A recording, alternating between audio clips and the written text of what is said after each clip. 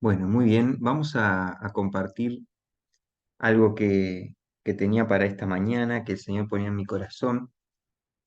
Y el título del mensaje de hoy es el siguiente: Deberes prácticos de la vida cristiana.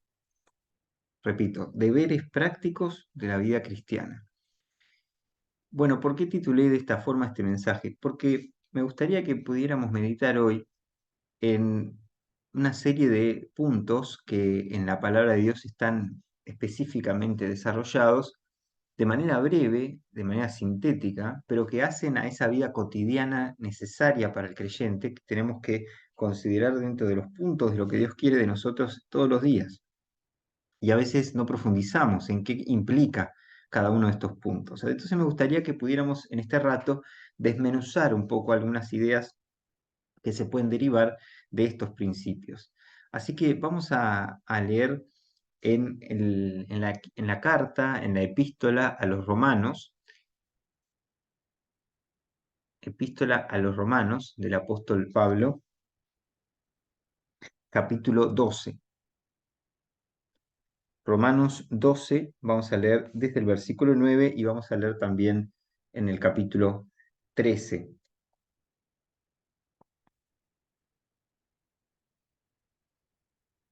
Romanos 12, 9. Los invito a que podamos leer. Leo en la versión Dios habla hoy. Dice así, Romanos 12, 9. Ámense sinceramente unos a otros, aborrezcan lo malo y sigan lo bueno. Ámense como hermanos los unos a los otros, dándose preferencia y respetándose mutuamente. Esfuércense, no sean perezosos y sirvan al Señor con corazón ferviente. Vivan alegres por la esperanza que tienen. Soporten con valor los sufrimientos. No dejen nunca de orar. Hagan suyas las necesidades de los que pertenecen al pueblo de Dios. Reciban bien a quienes los visitan. Bendigan a quienes los persiguen. Bendíganlos y no los maldigan. Alégrense con los que están alegres y lloren con los que lloran. Vivan en armonía unos con otros. No sean orgullosos, sino pónganse al nivel de los humildes. No se crean sabios. No paguen a nadie mal por mal. Procuren hacer lo bueno delante de todos. Hasta donde dependa de ustedes, hagan cuanto puedan por vivir en paz con todos. Queridos hermanos, no tomen venganza ustedes mismos, sino dejen que Dios sea quien castigue. Porque la Escritura dice, a mí me corresponde hacer justicia. Yo pagaré, dice el Señor. Y también, si tu enemigo tiene hambre, dale de comer, y si tiene sed, dale de beber, así harás que le arda la cara de vergüenza. No te dejes vencer por el mal, al contrario, vence con el bien el mal. Todos deben someterse a las autoridades establecidas, porque no hay autoridad que no venga de Dios y las que hay fueron puestas por Él. Así que quien se opone a la autoridad va en contra de lo que Dios ha ordenado, y los que se oponen serán castigados, porque los gobernantes no están para causar miedo a los que hacen lo bueno, sino a los que hacen lo malo. ¿Quieres vivir sin miedo a la autoridad? Pues pórtate bien y la autoridad te aprobará, porque está al servicio de Dios para tu bien. Pero si te portas mal, entonces sí debes tener miedo, porque no en vano la autoridad lleva la espada, ya que está al servicio de Dios, para dar su merecido al que hace lo malo. Por lo tanto, es preciso someterse a las autoridades, no solo para evitar el castigo, sino como un deber de conciencia. También por esta razón ustedes pagan impuestos, porque las autoridades están al servicio de Dios y a eso se dedican. Denle a cada uno lo que corresponde. Al que deban pagar contribuciones, páguenle las contribuciones. Al que deban pagar impuestos, páguenle los impuestos. Al que deban respeto, respétenlo. Al que deban estimación, estímenlo. No tengan deudas con nadie, aparte de la deuda de amor que tienen unos con otros, pues el que ama a su prójimo ya ha cumplido todo lo que la ley ordena. Los mandamientos dicen, no cometas adulterio, no mates, no robes, no codicies, pero estos y los demás mandamientos quedan comprendidos en estas palabras, ama a tu prójimo como a ti mismo. El que tiene amor no hace mal al prójimo, así que en el amor se cumple perfectamente la ley. En todo esto tengan en cuenta el tiempo en que vivimos, y sepan que ya es hora de despertarnos del sueño, porque nuestra salvación está más cerca ahora que al principio, cuando creímos en el mensaje. La noche está muy avanzada y se acerca el día. Por eso dejemos de hacer las cosas propias de la oscuridad y revistámonos de luz, como un soldado se reviste de su armadura. Actuemos con decencia, como en pleno día. No andemos en borracheras y banquetes ruidosos, ni en inmoralidades y vicios, ni en discordias y envidias. Al contrario, revístanse ustedes del Señor Jesucristo como de una armadura, y no busquen satisfacer los malos deseos de la naturaleza humana. Hasta acá vamos a leer. Bien, hay muchos aspectos que podemos deducir de esta pequeña lectura, pero que hay muchas cosas para que llevemos a nuestro terreno práctico. Me gustaría sintetizar algunos aspectos clave que aparecen en los primeros versículos, ¿no? Fíjense, voy a decir algunos conceptos que se desprenden de los primeros versículos que leímos, ¿no? Primero que nada se nos habla de amar, se nos habla de esforzarnos, de no ser perezosos, de servir con pasión, de alegrarse, de tener esperanza, de soportar sufrimientos, de tener constancia en la oración, de hacer nuestras las necesidades de otros, especialmente habla del pueblo de Dios, de ser hospitalarios, anfitriones en esa hospitalidad, de bendecir a los que maldicen, de alegrarse con los que están alegres y de llorar con los que lloran. Armonizar, también nos habla de armonizar, ¿no? De estar en armonía unos con otros, de quitar el orgullo y más bien poner en su lugar la humildad, de no creerse sabios y, por supuesto, no pagar a nadie mal por mal, es decir, al que nos haga el mal, no hacerle mal, más bien hacer el bien, incluso a los enemigos, ¿no? Y estar en paz con todos dentro de lo que se pueda, y no buscar venganza, sino dejar las cosas en manos del Señor. Y también incluso nos habla de que cuando los enemigos que podemos llegar a tener tienen hambre, bueno, démosle de comer, si tienen sed, démosle de beber, y no dejarnos vencer por el mal, sino al revés, con el bien vencer al mal. Después, en el capítulo 13 nos habla de las autoridades establecidas, ¿no? De respetar las autoridades, incluso aquellas que pueden estar hasta aparentemente en contra de la voluntad de Dios, pero aún así respetar cierto orden institucional que se ha dado, ¿no? Después vamos a profundizar un poco sobre esto, habla del no deberle nada a nadie, de respetar esa autoridad y justamente portarse bien para evitar el castigo, digamos, pero a la vez no solo para evitar el castigo, sino por la conciencia de respetar esa autoridad, ¿no? Habla de los impuestos, de respetar los impuestos, las contribuciones y del hecho de no tener deuda con nadie, no deberle nada a nadie, sino justamente estar, digamos, en cero con todas las personas y entender que los mandamientos de Dios son eh, mandamientos que cuando nos prohíben algo es para el bien del otro, y por eso el resumen de la ley es amar al prójimo como a uno mismo, ¿no? Y finalmente concluye el capítulo 13 con esta idea de la necesidad de despertarnos del sueño, ¿no? Del hecho de sentir que nuestro proceso en este mundo está llegando a su fin. No es infinito el tiempo en el que la humanidad va a estar caminando y transitando por esta tierra. Y por eso dice que se acerca el día, ¿no? La noche está avanzada, estamos en los momentos más avanzados de la noche, en la oscuridad, pero eso significa que esa oscuridad un día termine y viene el día. Bueno, estamos en ese proceso. Y por eso tenemos que evitar todo lo que nos haga daño a nuestra santidad personal, ¿no? Ni borracheras, ni banquetes ruidosos, ni inmoralidades, ni vicios, ni discordias, ni envidias, sino más bien revestirnos con la armadura que Jesucristo nos da, ¿no? Sometiendo nuestros malos deseos de nuestra propia naturaleza humana a el deseo del Espíritu Santo, a la autoridad del Espíritu Santo, que es quien nos permite corregir. Por lo tanto, en estos dos capítulos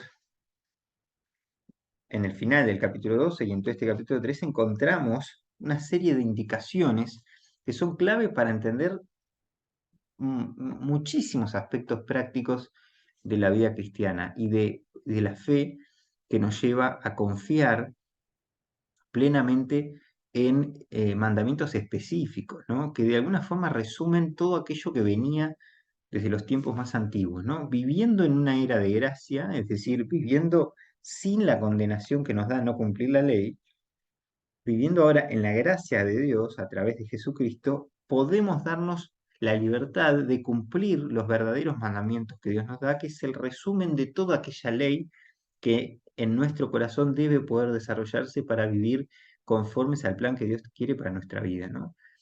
Las personas que no conocen a Cristo, las personas que no tienen principios absolutos para regir sus vidas, no entienden por qué, por ejemplo, estos mandamientos podrían ser correctos, ¿no?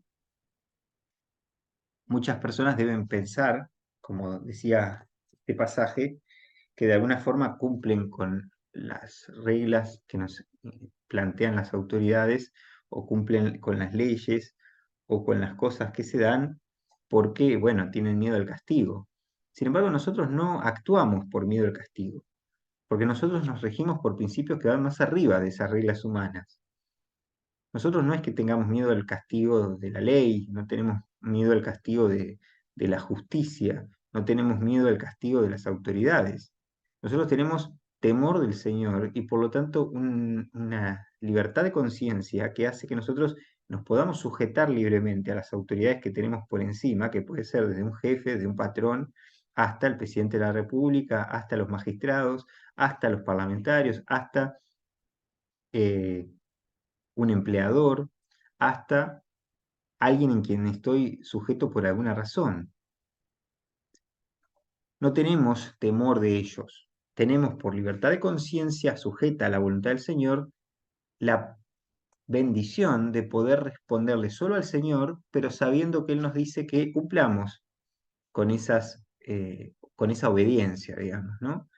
Si yo tengo un patrón con quien discrepo, porque digo, esta persona, mira lo que hace, no sigue la voluntad de Dios, hace lo que quiere y está yendo contra lo que Dios quiere que haga, entonces yo no le voy a hacer caso, no voy a respetar, no voy a obedecerlo. No nos dice eso la palabra de Dios, nos dice que respetemos, obviamente con límites que tienen que ver con lo que puede ser nuestra integridad, ¿verdad? Si somos digamos, expuestos a un nivel de abuso tan grande que no podamos, digamos, ser libres en nuestra integridad, entonces, bueno, obviamente también para eso hay incluso leyes humanas, ¿no? Pero cuando realmente nosotros nos damos cuenta de que las cosas que están ordenadas en la sociedad son para beneficios que van más allá de nosotros mismos, bueno, tenemos que cumplir y respetar eso para que Dios bendiga lo que hacemos, ¿no? Incluso si no sabemos para dónde va, o si uno podría decir, bueno, si hay corrupción, entonces yo no hago más nada frente a esta sociedad porque todo está mal.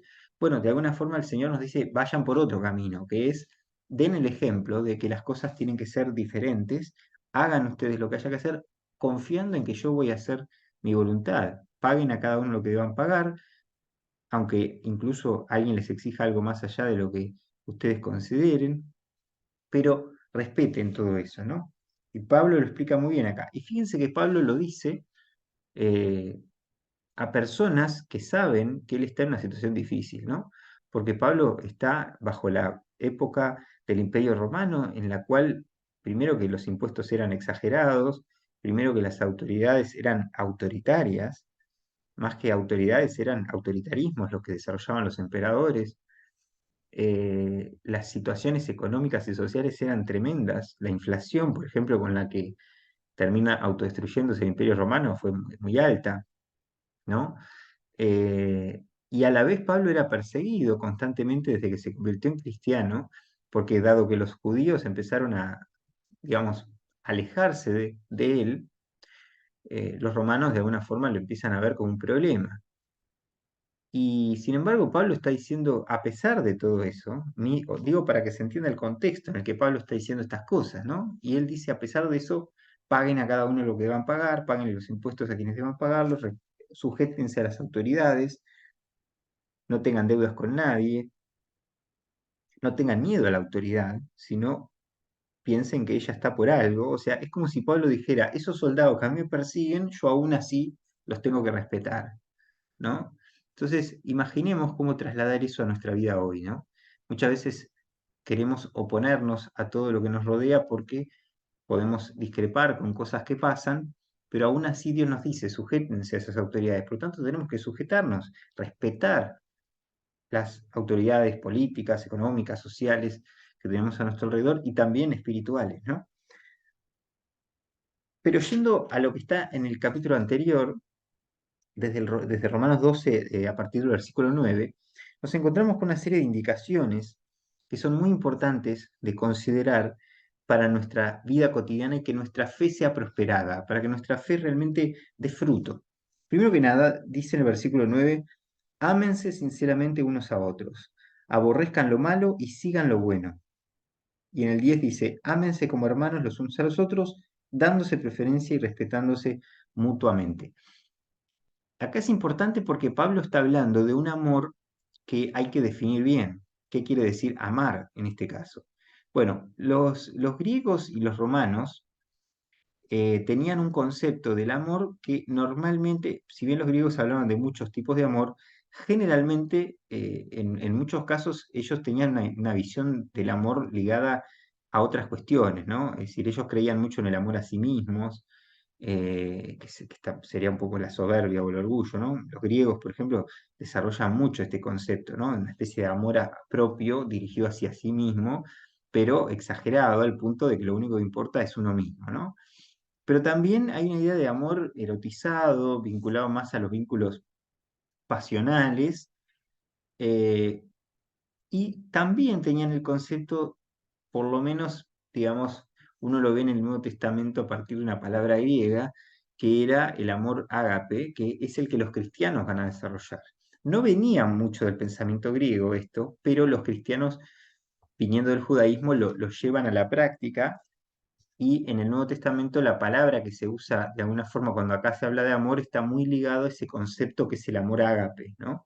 Que es el sacrificio por los demás, es el amor sacrificial, es el amor altruista, el amor que da hacia el otro y no hacia uno mismo. Y a la vez no está pensado en temas pasionales, incluso sensuales o eróticos, sino que está pensado en el amor a las personas, que pueden ser los padres, los hermanos, los hijos, los vecinos, los amigos o incluso los enemigos, ¿no?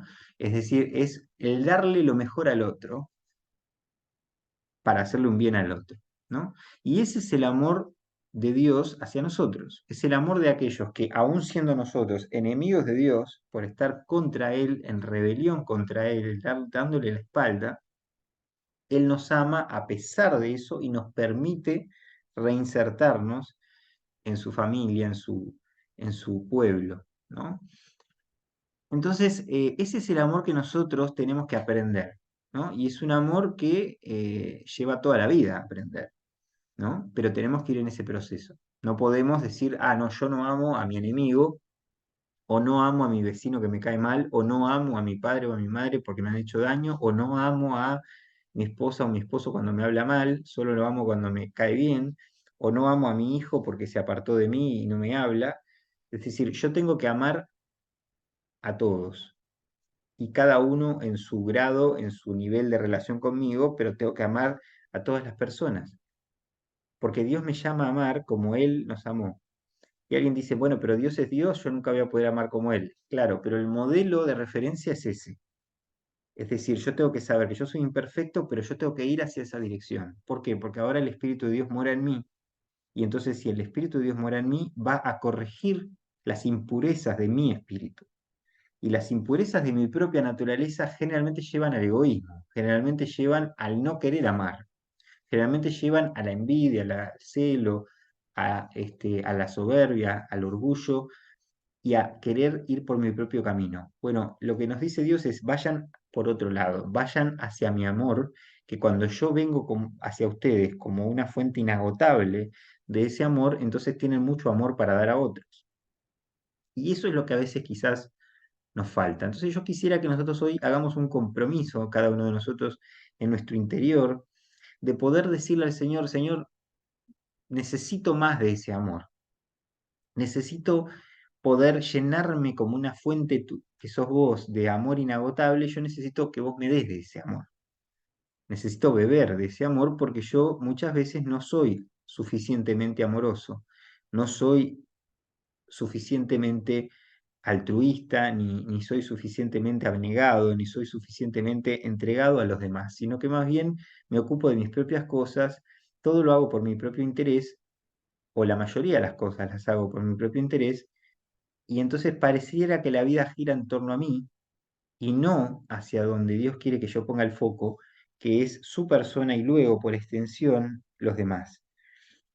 Por supuesto, nadie puede dar lo que no tiene, por lo tanto, no estamos hablando de que yo me vacíe por darme en sacrificio hacia los demás si yo antes no tengo suficiente amor que me respalde para poder hacer eso.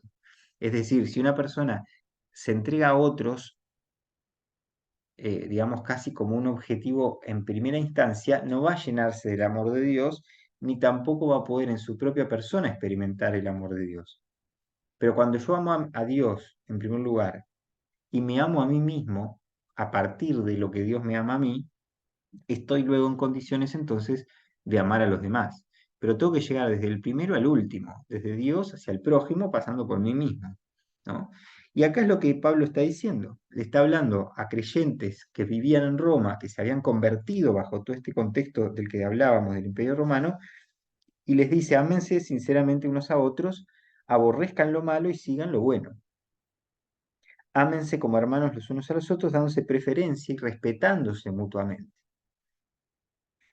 Después, en el versículo 11, dice otro concepto que es muy importante de considerar, porque dice, esfuércense, no sean perezosos y sirvan al Señor con corazón ferviente. Quiere decir que acá hay por lo menos tres conceptos que podemos, y me gustaría que cada uno de ustedes se los grabe en su mente. Primero dice esforzarse, después dice no ser perezosos, y finalmente dice que debemos realizar un servicio con pasión, básicamente, ¿no? Porque dice con corazón ferviente, y el corazón ferviente es el corazón que está apasionado por lo que está haciendo, ¿no? Entonces, yo la pregunta que haría a cada uno, y me haría a mí mismo, es, cuando yo estoy desarrollando mi vida en este mundo como cristiano, tengo que preguntarme, ¿me esfuerzo por vivir en esa fe? ¿Estoy esforzándome en mi compromiso con el Señor o estoy viviendo una vida mediocre? Estoy viviendo una vida espiritual pobre. Eso en primer lugar, el Señor nos dice esfuércense. ¿Y qué quiere decir esforzarse? Quiere decir que cuando entendemos lo que es la salvación de Dios y lo que entendemos que es su gracia y demás, nos damos cuenta, primero que nada, que nosotros, por más que humanamente nos esforcemos, no hay nada que podamos lograr sin Él. Por lo tanto, la salvación no la podemos ganar por esfuerzo propio.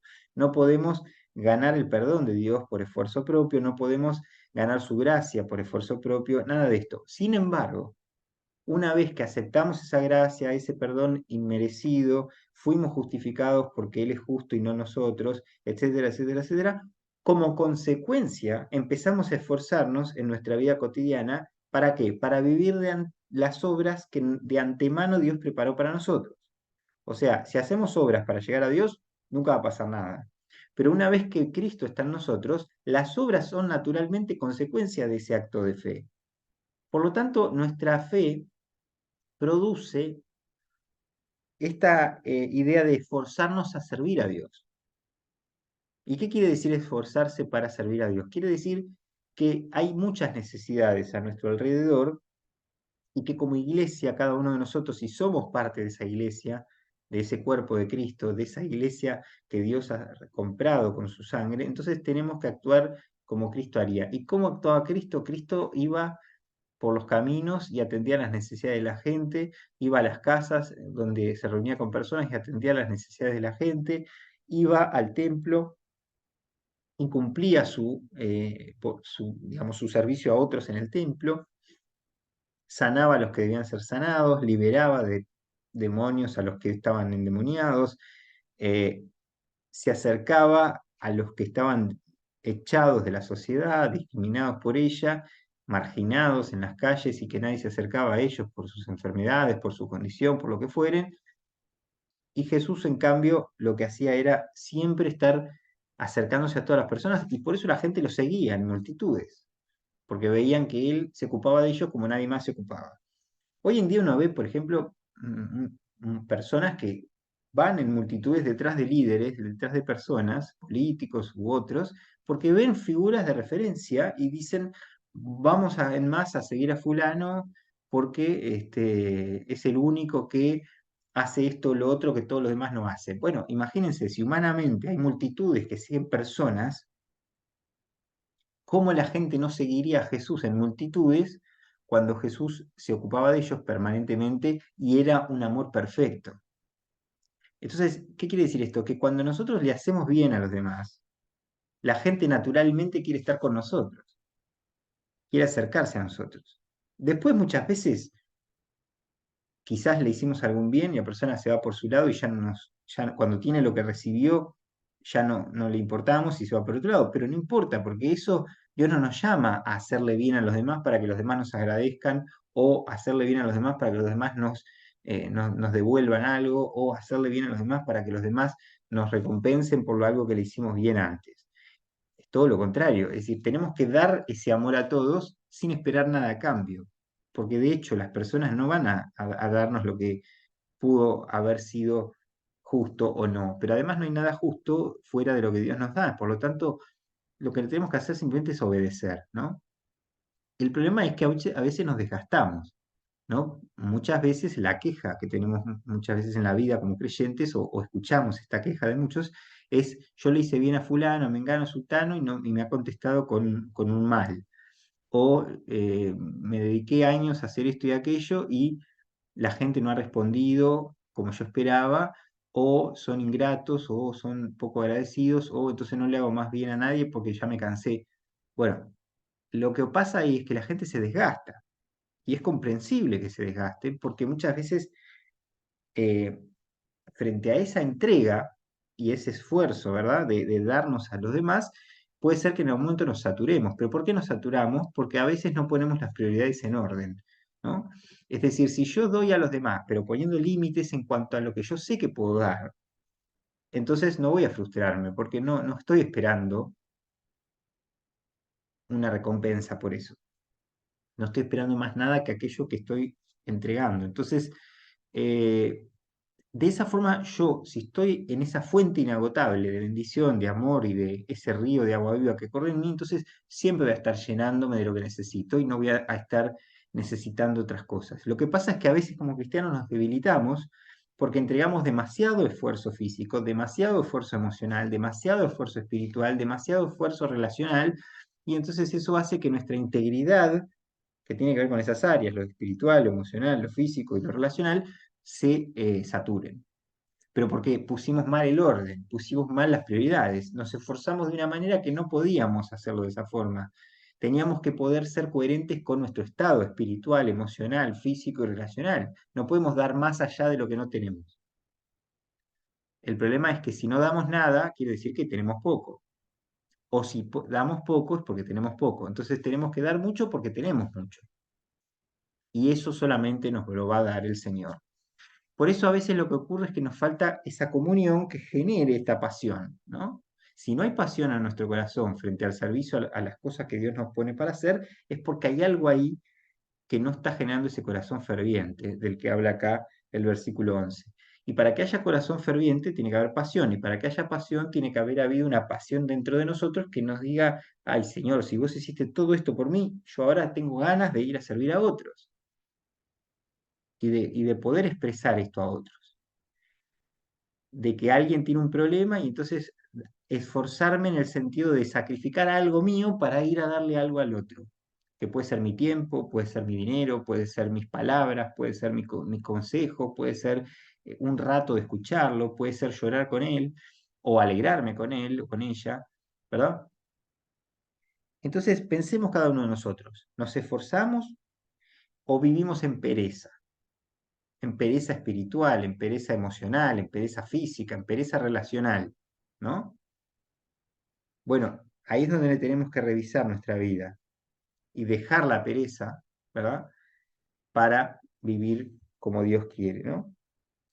Muchas personas a veces sienten que están fracasando en su administración del dinero y uno se pregunta por qué y a veces es por pereza, ¿no? Cuando uno analiza y diagnostica por qué tal persona fracasa en un asunto económico es por pereza, porque no han administrado bien, han sido perezosos con sus ingresos, no han querido trabajar suficiente y entonces, claro, después pocos ingresos reciben. En otras oportunidades es porque se esfuerzan poco. Entonces, al esforzarse poco, no buscan mejores trabajos, se quedan con lo poco que conocen o piensan que desde el momento uno que empezaron a trabajar hasta que pasen 40 años van a seguir siempre en el mismo lugar.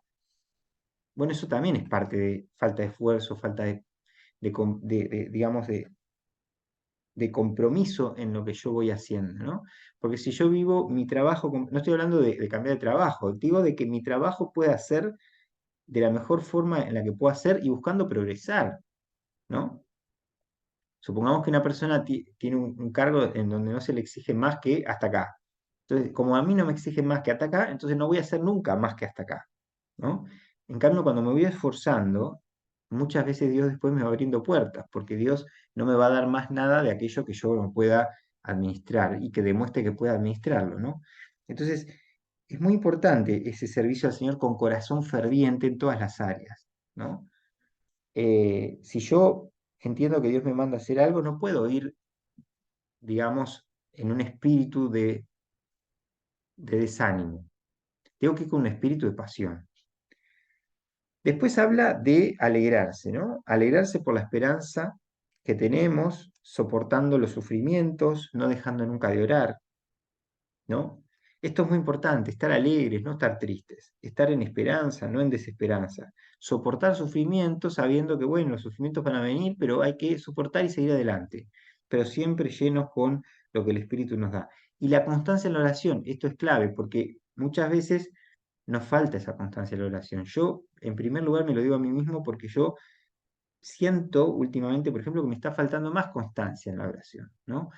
Y estoy tratando de reformular mis tiempos de oración para poder dedicarme mucho más a eso, ¿no? Y a veces entre la vida de padre y la vida de trabajo y la vida matrimonial y en todas las cosas de la vida, a veces no nos dan los tiempos para todo y uno dice, pero hay que apartar ese tiempo de alguna forma, ¿no? Aunque sea yendo en el auto, hay que preguntarse si en lugar de prender la radio, oro, ¿no?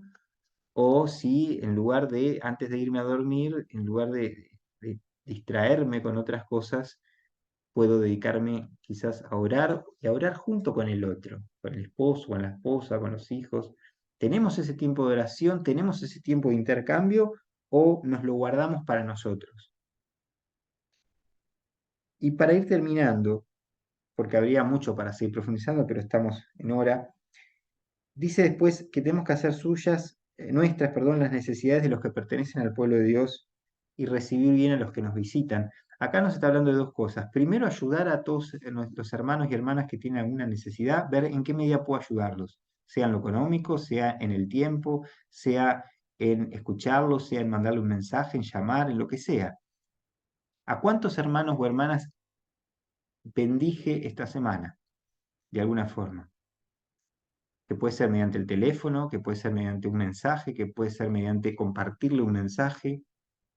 Nosotros tenemos un montón de mensajes en el canal de YouTube. ¿A cuántos le compartimos los mensajes para que sean edificados? ¿A cuántos llamamos cuando tienen alguna dificultad?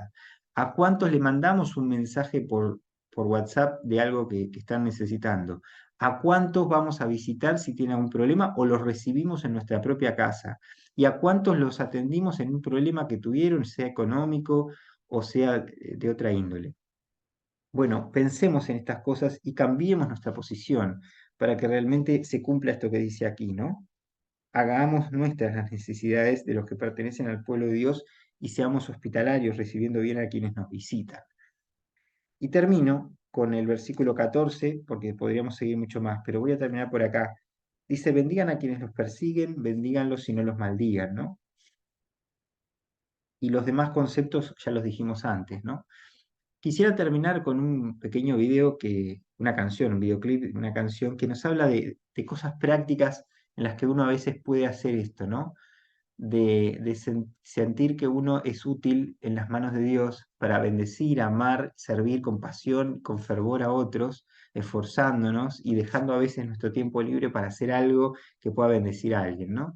Miremos el videoclip que habla por sí mismo, esta canción y este videoclip, y que terminemos entregándonos al Señor después con una oración, esto para que Dios nos guíe a hacer su voluntad.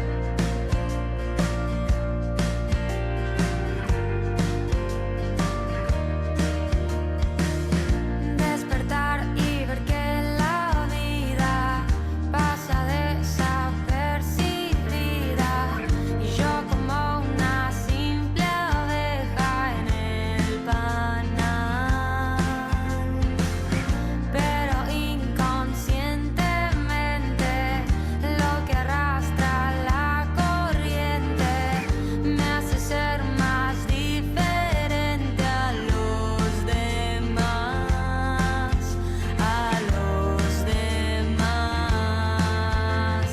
El amor no es la ausencia del dolor, es un corazón que te abraza y te hace sentir en casa.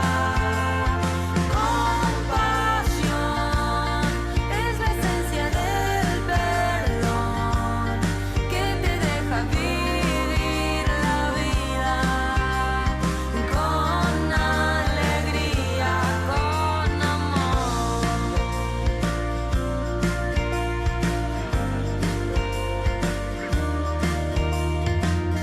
Amor a primera vista, más que una simple conquista, sentimientos que palpita el corazón.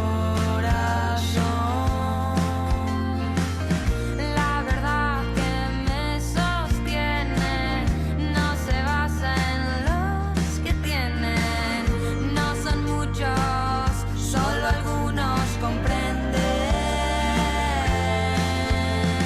El amor no es la ausencia del dolor, es un corazón que te abraza y te hace sentir en casa. Compasión es la esencia del perdón que te deja vivir la vida con alegría. Y me perdí y otra vez tengo miedo de fallar. En el fin me encontré a punto de desmayar. Solo pienso en ti y en poder volver a ese lugar.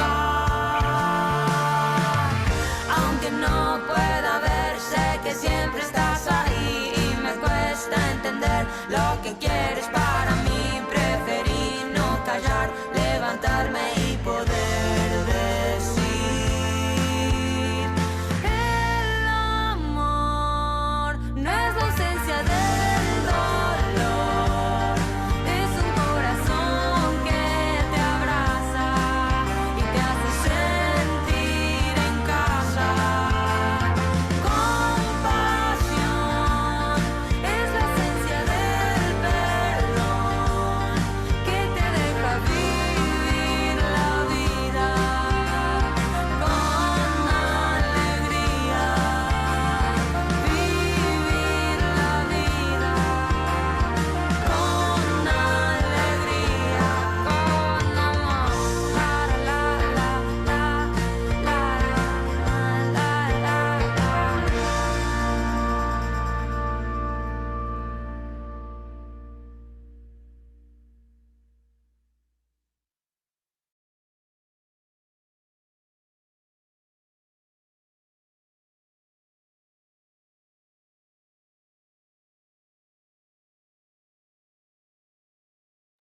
Muy bien, creo que quedó claro, ¿verdad? Lo que queríamos compartir. Esta canción nos habla un poco de esos momentos en los que podemos ayudar a alguien en un momento específico a partir de algo concreto y ahí vemos el amor de Dios, ¿no? Y bueno, como decía esta canción que quedó bastante claro, tenemos esos momentos y esas formas donde ahí vamos viendo el amor de Dios en estas cosas. Así que apliquemos estas formas prácticas de vivir la vida cristiana y busquemos cada uno a ver qué hacer para que realmente la iglesia crezca, la iglesia siga avanzando, prosperando y donde el amor de Dios se expanda a través de ella por todo lugar. Terminemos con una oración. Señor, te damos gracias porque estamos acá reunidos. Señor, porque realmente hemos podido abrir tu palabra y escuchar tu voz en este tiempo. Ayúdanos a vivir estos principios prácticos, Señor, en nuestra vida cristiana, que podamos realmente vivir como tú viviste en este mundo, como el Señor Jesús nos vino a mostrar ese camino, que podamos aplicarlo, Señor, hoy en un mundo que quiere vivir para sí mismo, en un mundo que le preocupa las cosas terrenales, que quieren centrarse en valores muchas veces contrarios a ti, pero tú nos llamas a revisar, explorar nuestra vida, corregir, cambiar y vivir esa limpieza en nuestro corazón que hace que cambiemos nuestra forma de pensar y podamos dirigir hacia otros ese amor que tú mostraste a cada uno de nosotros. Gracias, Señor, te adoramos. En el nombre de Jesús. Amén.